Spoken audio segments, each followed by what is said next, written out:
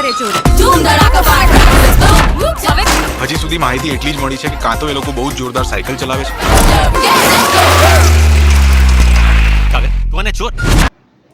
યુદ્ધ હથિયારોથી નથી જીતાતું, યુદ્ધ જીતાય છે દિમાગથી, હિંમતથી અને સાચા પ્લાનથી. મિત્રો, બસ આ એક વિચાર આખી ફિલ્મ ગેટ સેટ ગો નો આત્મા કહી શકાય. સ્વાગત છે તમારું ફરી એકવાર આપણી ચેનલ ફિલ્મી હાર્દિક પર. આપણે આજે વાત કરવાના છીએ નવી ગુજરાતી ફિલ્મ જે આજે રિલીઝ થઈ રહી છે, ગેટ સેટ ગો વિશે. છેલ્લા કેટલાક વર્ષોમાં ગુજરાતી સિનેમાએ નવા વિષયો પર કામ કરવાનો પ્રયત્ન કર્યો છે અને આ ફિલ્મ પણ એ જ દિશામાં એક અલગ વિચાર પ્રયાસ કરે છે.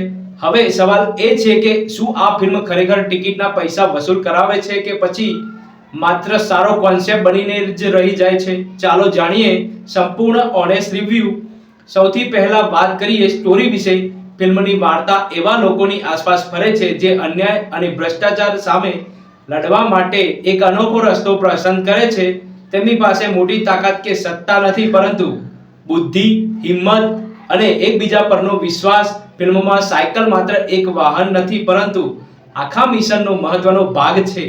પોલીસનો પીછો, જોખમ અને સતત વધતું ટેન્શન ફિલ્મને થ્રિલિંગ બનાવવાનો પ્રયત્ન કરે છે.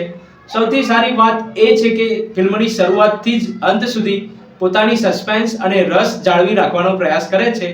હવે વાત કરીએ એક્ટિંગની. ભૌમિક સંપતે મુખ્ય પાત્રમાં સારો પરફોર્મન્સ આપ્યો છે અને ઘણા સીનમાં પોતાની હાજરી મજબૂત બનાવે છે. દીપક તિજોરીનું સ્ક્રીન પ્રેઝન્સ ફિલ્મને વધુ વજન આપે છે અને તેમનો અનુભવ સ્પષ્ટ દેખાય છે. જીનલ બેલાણી પોતાના પાત્રમાં સરળ અને નેચરલ લાગે છે, જ્યારે રોનક કામદાર પોલીસ ઓફિસરના રોલમાં સારી અસર છોડી જાય છે. આખી સ્ટાર કાસ્ટે પોતાના પાત્રો અને તેની સાથે ન્યાય કરવાનો ઈમાનદાર પ્રયત્ન કર્યો છે. ટેકનિકલ પાસાની વાત કરીએ તો ડિરેક્ટર અર્નવ કુમારે ગુજરાતી સિનેમામાં કંઈક અલગ કરવાનો પ્રયાસ કર્યો છે. Cycle chase sequence, camera work અને લોકેશન્સ ફિલ્મને સારી વિઝ્યુઅલ ફીલ આપે છે. બેકગ્રાઉન્ડ મ્યુઝિક પણ ઘણા મહત્વના સીનમાં થ્રિલ જાળવી રાખે છે અને ફિલ્મની એનર્જી વધારવાનું કામ કરે છે. હવે વાત કરીએ ફિલ્મની ખામીઓની.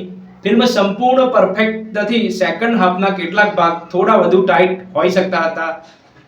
કેટલાક ટ્વિસ્ટ અનુભવી દર્શકો પહેલેથી જ અંદાજ લગાવી શકે છે અને થોડા ઇમોશનલ સીનમાં વધુ ઊંડાણ હોત તો ફિલ્મનો ઇમ્પેક્ટ વધુ મજબૂત બની શક્યો હોત. તેમ છતાં ફિલ્મ ક્યારેય સંપૂર્ણ રીતે ટ્રેક પરથી ઉતરતી નથી અને કંઈક નવું કરવાનો પ્રયાસ સતત દેખાય છે. હવે સૌથી મહત્વનો સવાલ એ છે, શું આ ફિલ્મ જોવી જોઈએ? જો તમને એક્શન, થ્રિલર અને અલગ પ્રકારની સ્ટોરી જોવી ગમે છે તો તમે ગુજરાતી સિનેમામાં નવા જોનરને સપોર્ટ કરવા માંગો છો અને હંમેશાની ફેમિલી કોમેડી અને થોડું અલગ જોવા ઈચ્છો છો તો ગેટ સેટ ગો એક વખત જરૂર જોવાલાયક ફિલ્મ છે.